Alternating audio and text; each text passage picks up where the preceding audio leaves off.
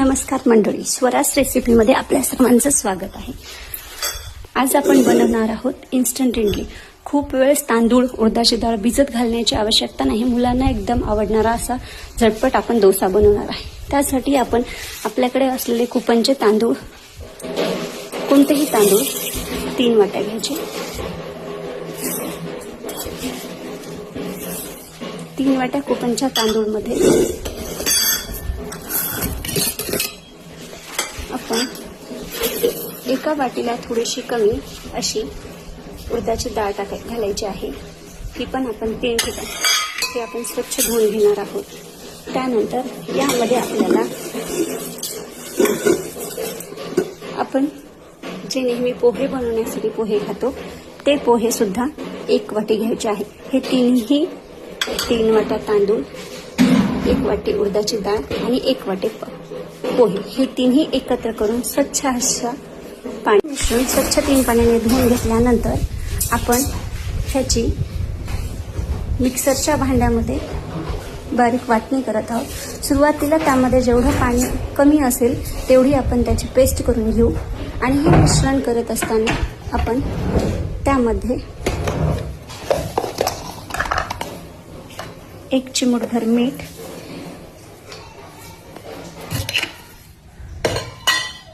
1 चमचाभर साखर आणि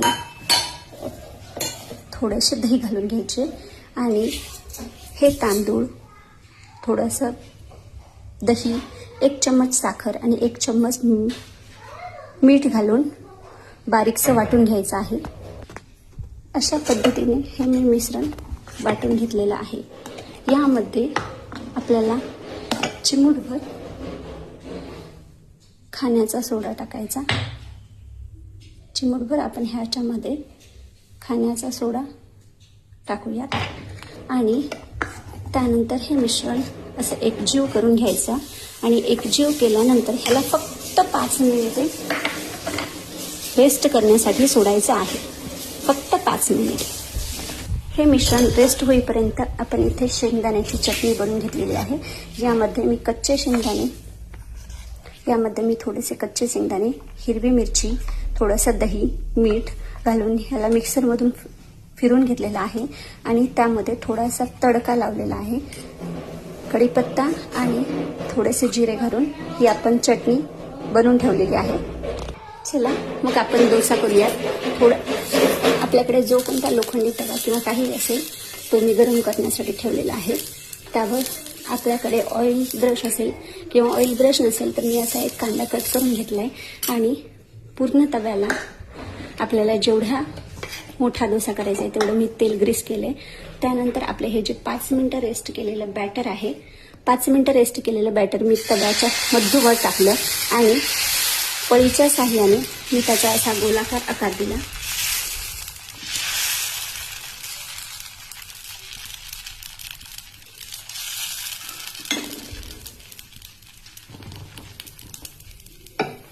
आणि हे आपण इन्स्टंट केलेलं पीठ असल्यामुळे याच्यावर आपण थोडा वेळ झाकणी घालून ठेवू. आता आपण पाहू शकता याच्या कडा हा ऑटोमॅटिकच उघडलेल्या आहेत. आपण याला 5 मिनिटं तव्यावर ग्रीस लावून वाफवून घेतलं. त्यावर थोडा वेळ झाकण झाकून ठेवलं. आता आपण याची दुसरी बाजू देखील भाजून घेऊया. हे बघा, साखरेमुळे काय सुंदर जाळी आलेली आहे आणि याचा टेक्स्चर सुद्धा किती सुंदर दिसत आहे. अशा पद्धतीने मी डोस्याची दुसरी बाजू देखील छान तव्यावर भाजून घेतलेली आहे.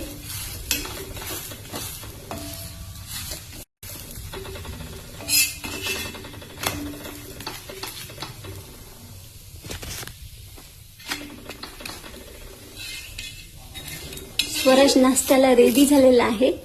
त्याच्यामुळे मी स्वराजसाठी